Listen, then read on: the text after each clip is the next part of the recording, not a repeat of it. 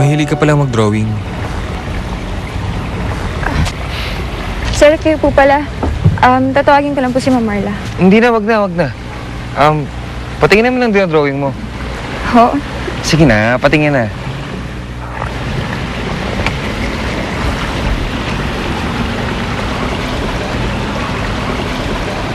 Tatay mo? Ano niyo po nalaman? Wala, nakita kitang emotional nung drawing mo to eh. Bakit? Nasaan ba siya? Nasa probinsya po yung tatay ko eh. Ilang araw na po kasi kami hindi nagkikita simula nung lumipat po kami dito sa Maynila. Bakit? Hindi ka magpaalam kay Marla para mabisita mo siya? Xander! Sige po sir, mauna na po ako.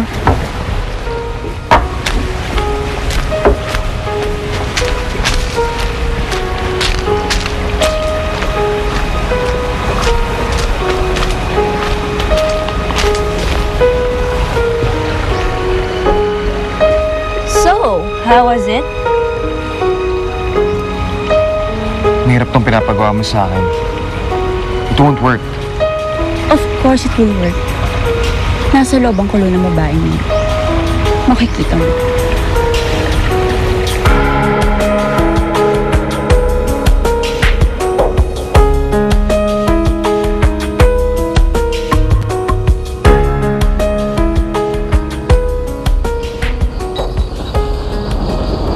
Nakwento sa akin ni Xander na nagkausap pala kayo. Pasensya na po, hindi na po maulit. Napakabait sa'yo ni Xander. Hindi mo ba nahalata yun? Actually, ipinagpaalam ka niya sa akin. Ho? Na baka raw, pwede kitang bigyan ng day off para makauwi sa inyo at madalaw mo ang tatay mo. Talaga ginawa niya yun? Ano bang nasabi mo kay Xander at nauto mo siya? Wala naman po. Anyway, sige. Dahil sa pakiusap sa akin ni Xander, pinapayagan na kitang umuwi sa inyo. Talaga po? Pero sandali ka lang.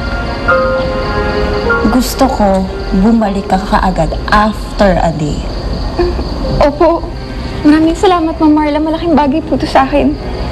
Maraming salamat po. Kay Xander ka magpasalamat.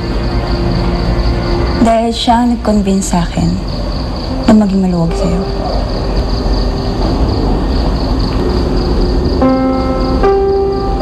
Naawa yata sa'yo yung loko.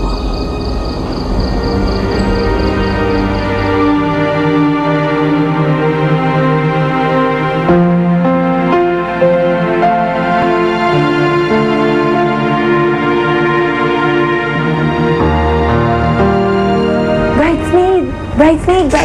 Oh, hindi kaya may crush si Sir Xander? Kaya ang wait niya sa'yo.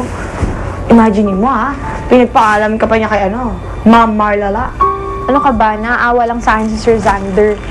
Huwag mo ang binibigyan ng kahulugan yung kabaitan niya. Bakit hindi natin bigyan ng kahulugan? Parang nakakakilig. Nakakakilig. Ang sarap kiligin. Di ba? Ano ka ba? Si Ma'am Marla gusto nun, no? Kahit kailan di naman magkakagusto sa akin yun, eh. Basta importante sa akin ngayon, nakikita na kami ng tatay ko. Bakit ka pumayag?